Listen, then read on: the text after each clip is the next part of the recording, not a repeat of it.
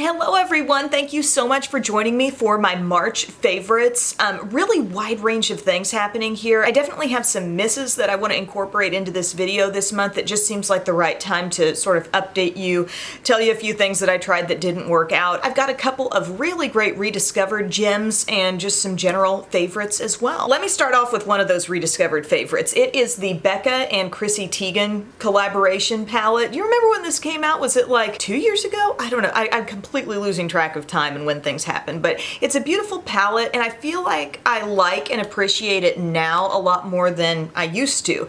And what brought it back to my attention was I stumbled across a video. Jenna Dewan Tatum has a YouTube channel. I don't know if y'all knew that, but it's really good. She's got a lot of great videos there, and she was doing her makeup routine and she pulled this out and I was like, ooh, that looks really good on her. And I was like, I still have that. It's back in the back of a drawer somewhere. So around about a month ago, I pulled this out and started using it, and I really have enjoyed it so much. I don't think I ever really gave enough attention to this bronzer before, but I really do like that. The blush is a gorgeous pop on the cheeks. I'm wearing everything today, by the way. Now, it does kind of have two sort of highlighting options here. It's really hard to hold this because it's so darn reflective, but the one up here is rose gold, and the one down here is peach nectar. So this is the shimmering skin perfector that some of you may have like as an individual, and I like to put that, kind of swirl it right on the apple of my cheeks, and then take this really peachy beach nectar shade and kind of graze it over the top of my cheeks. And I love it. I really love the look. Plus I'm wearing it on my eyes today.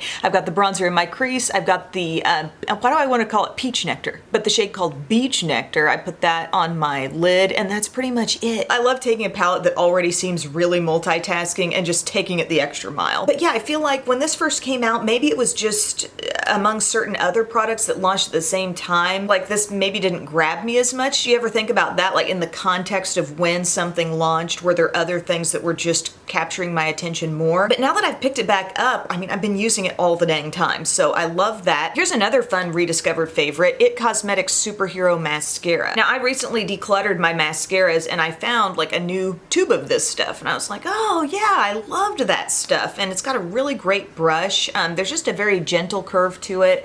Natural bristle brush there, a little bit of a taper toward the tip. I do find it very easy to control, and it builds length and like a thicker look to every lash just very, very quickly. And I've always appreciated that about this mascara, but you know, new things come in, you're always experimenting. Another mascara that I've really been liking is the Neutrogena Hydro Boost. And I mentioned this in like my 5 must-have new drugstore products. Such a good mascara here, seriously. Builds up such a pretty kind of fanned out, just beautiful looking lash. Builds length really nicely as well, kind of a cone-shaped brush there. And I feel like it's a big deal that I'm even talking about mascaras because there are so many that I try, I get kind of disappointed by, I just sit it aside, or I'm just using it as a means of getting a little something on my lashes before I put falsies on. So when I really start feeling this satisfaction level with certain mascaras, I think it's a really awesome thing. And I do love my Lash Paradise still too, don't get me wrong. But one thing I've not done for the longest time is like layer 2 different mascaras,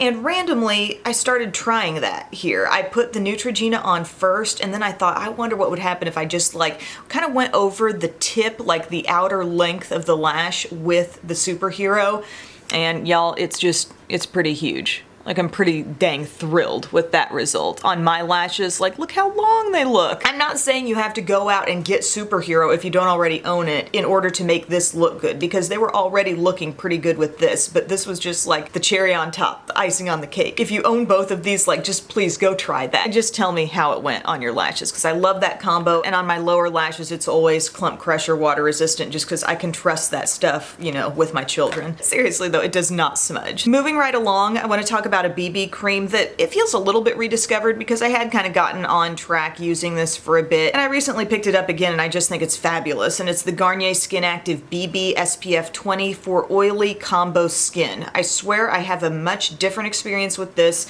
than I used to have with the original formula. I don't know what it is because this doesn't feel especially like, woo, ultra mattifying or something like that. It just has a nice natural look on the skin, and maybe whatever's in here to make it more friendly to oily combo skin is keeping it wearing a little better throughout the day, because I'm definitely like just a normal skin type. But it comes in light medium.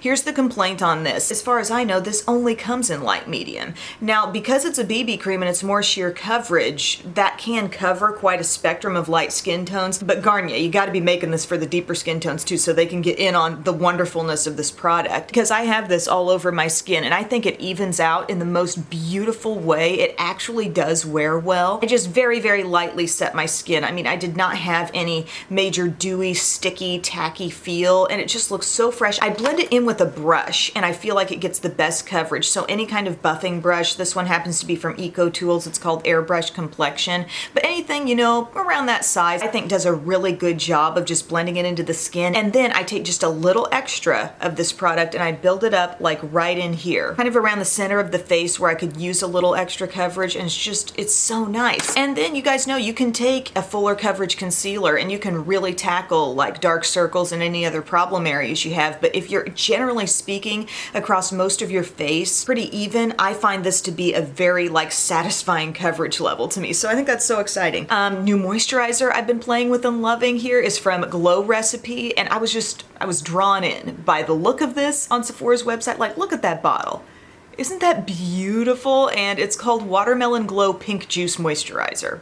The name alone just intrigued me. And so I got it, I've started using it prior to makeup, and it's a very thin feeling moisturizer. You're gonna think like, okay, is this gonna be one of those things that just feels kind of watery on the skin, and before I know it, I feel as though I haven't even been moisturized at all? I think we've all been there with something where you blend, blend, blend, and then the whole feeling of moisture just leaves you. No, this, while it does feel very thin, you at the same time feel deeply nourished by it. I feel like this has been a wonderful step to actually moisturize my skin very effectively, really preps the skin well, keeps me feeling hydrated, but at the same time it's thin and it's not like interfering with the textures of the products that you're layering up on your skin. The scent is outstanding, and you might think, do I really want to go in with something like really strongly fruity scented on my skin? I wouldn't say it comes off as super strong, because the scent of watermelon honestly is not like something that knocks you over, you know what I'm saying? It's just, it's got that sweetness, and it's a very pleasant experience. I have had quite a few new skincare type things that I've been experimenting with recently,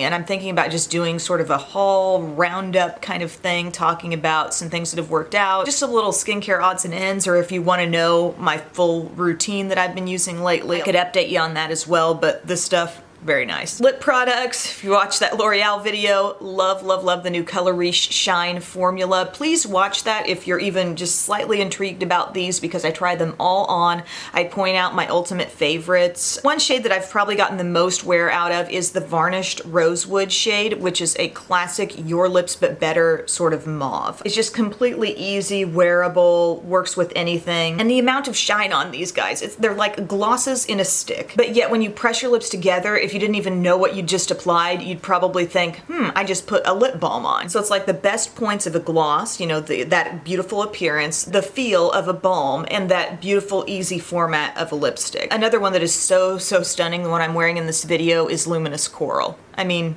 spring?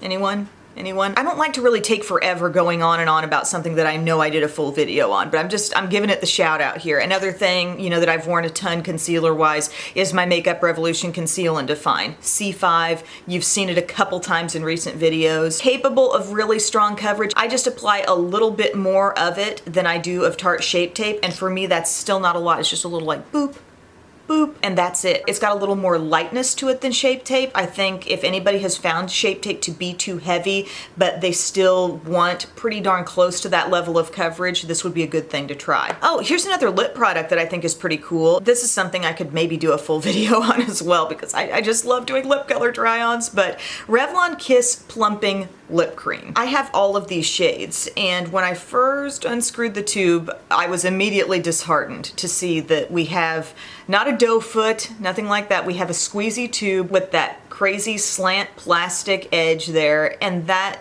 that does not excite me. There used to be a time when a lot of things came out in this format and I was always like taking them off with my finger, rubbing it in with my finger, and I never really loved doing that. Here's the saving grace of this product. It is truly like a lip cream. There is some thickness to this gloss. It's not like it just comes running and oozing out like a little volcano lava out of this squeezy tube. It actually has some thickness, so therefore when you do use the slant tip to blend it all out on your lips, it's thick enough to kind of hold its own and it doesn't just start streaking up or also oozing out of the tube. It's thick enough to be easily controllable, I guess is what I'm getting at. And the range is all like very natural shades, like kind of soft peachy shades, a handful of nudes in varying intensities.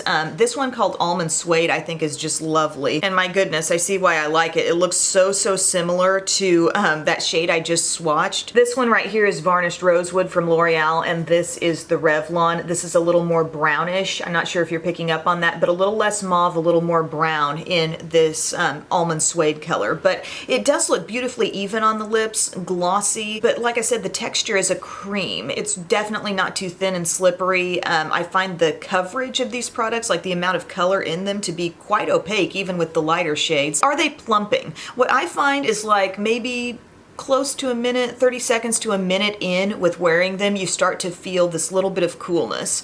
The plumping factor, I think it's all about illusion, really, with a lot of these things. It's about a lip product that's thick enough and shiny enough to basically wipe out the lines in your lips and make them look more filled out and full. That's what's happening here, really. If plumping was not even on this tube, I would still say, like, these are a nice quality lip cream product. I'm still not in love with the fact that it's a slant tip applicator, but surprisingly enough, like I said, it's not really getting in my way, creating a huge problem, and I don't feel like I have to, you know, go in with my finger and interfere with the process. Like, they do apply fine, and it's because of the thickness of the lip cream. Here's a cool little lip product thing that you may or may not already know about. Maybelline has something called the Superstay Eraser Lip Color Remover. This is really handy for those of you who like to wear a very long-wearing lip product, and even by the end of the day, some of it's hanging around, like those certain liquid lipsticks that just really hang on, and maybe you struggle a little bit with removing them, or you feel like you have to be too rough on your lips with your washcloth or makeup wipe or whatever you're using to take it away. Has anybody done that and feel like, gosh, I shouldn't be treating my lips this bad? Well, this little stick actually kind of helps melt everything down, and Urban Decay has something similar, which I really like, but this would be, I think, the drugstore alternative to that. It's just this really smooth stick. You can put it on your lips, let it sit there for, I don't know, 10, 20 seconds, and then wipe away. And sometimes with certain things I have to go back and repeat that step, but no more than 2 steps and you've really got everything nicely removed without being really harsh and tough on your lips. One other little update here on my Milani 17-hour wear Stay Put liner, which I am loving. It's really, it's working so well as far as liquid liners. I'm so excited to have found something that does not lose intensity throughout the day, does not smudge and smear, you know, around on your inner corner, whatever, just completely stays in place. I'm really a fan. So I love the classic matte black, but I just wanted to update you that the coffee matte, the dark brown, is also really beautiful. Something that I kind of noticed that I like about this is you put on the matte brown and then you've got your super dark, you know, black mascaras, and using the brown as your liner, I mean, it's near black, guys. It's close to black, but using that and then having your really black mascara, it almost makes the lashes stand out even more effectively. Does anybody know what I'm getting at there? But I just wanted to throw that out there. The brown is also nice as well as the black, and both are matte. Now let's talk about a few fails. From Revlon, this Revlon Kiss Exfoliating Balm, not a fan. It's put together much with the same idea as e.l.f.'s lip exfoliators, except e.l.f.'s are way better. e.l.f.'s are the perfect, like, concoction, combination of the grit and the balm, and I feel like I don't have to spend like ages rubbing it across my lips in order to feel legitimately exfoliated. With this, yes, you can feel the little scrubbing action taking place, but so much balm ends up getting deposited on your lips. So by the time I feel like I've finally gotten enough scrub down on my lips, I've also got a ton of excess product. And I know that that's probably to make your lips also feel hydrated in the process of being exfoliated, and I think they've got a good intention here, but that e.l.f. stick just like hangs together so much more solidly, and you don't have all this just balm depositing along with the scrubbies. Because typically when I use that, I'll follow up with my own balm, you know, separate step. I will get my lips free of any scrubby residue, and then I'll do the balm step. I don't really need them being one and the same, you know what I mean? Here's another thing from Revlon that I'm not digging, and it's mainly for the format, because I don't completely hate the foundation. It had okay staying power on me. I mean, straight up medium coverage, but this Insta Filter foundation, like, what are they doing here? This sponge, and then you take the top off, and guys, I have stains on my carpet from where I took the top off a little too vigorously, and this super liquidy foundation will just like fly. It's coming up through a hole here that you twist up, and then I guess you can use this to dab it around on the skin. I certainly wouldn't use this sponge to attempt to blend it onto my skin. I have to pull in something else, but it's like they're trying to control this really liquidy foundation that would probably best be delivered in just a squeeze tube or maybe a pump. But again, to get attention, you know, brands got to try to reinvent the wheel with stuff, and it looks okay on my skin, but I hate how careful I have to be with this. And then, you know, you twist it up, and then suddenly this little bit of liquid will appear at the top, and then you got to go back and twist again. Okay, how many times do I have to twist now? I just think it's a frustrating design. And finally, an eyeshadow primer that I really am not digging here, and I had used this in my e.l.f. Video because I didn't have an e.l.f. eyeshadow primer, and so like before I started in with the eyeshadow step, I just threw on something else, and I used this Photo Focus from Wet n Wild, and I am realizing that this is way too thick. Like, I start blending this on my eyes, and I've really got to tug to feel like I've blended it out across my lids, and then I feel like it practically makes my upper part of my lid want to like stick downward, like stick and cling a little bit to the part of my lid that's closer to my lash line. It's really weird. I've never had that issue with anything else. Overly tacky, too tacky, and I don't get a real even application of it because it's wanting to cling to certain areas, and I gotta rub so hard. You don't want to rub and pull on that eye area too much, guys. And then I felt like I did notice a couple of spots in my eyeshadow look in that e.l.f. video when I was going back and editing, where I thought, gosh, like there was one little area where I didn't think the shadow really applied evenly, and I thought, I wonder if I even got the primer blended over that spot. So if you're wondering about eye primers and what I would recommend, I mean, I always have really consistent good luck with the Milani eyeshadow primer. If you're a fan of Urban Decay Primer Potion, I mean, that has worked really well for me also. That Marc Jacobs Coconut Primer, I don't feel like I would need to spend the money to repurchase that, but that does work well. But this is just an odd, unusually thick texture. I think it's going to actually cause you trouble to use that. So friends, those are the favorites, the rediscovered favorites, the fails. I'm giving you everything I can give you in this video. Thank you so much for watching. And by the way, did anybody figure out what's on my shirt here? They're itty bitty ladybugs. I got that from Target. I was not really impressed with the selection of Target shirts and tank tops when I went, but I did find this one and I love it. So anyway, thank you guys again. I hope you're having a great day, and I will see you again soon. Bye.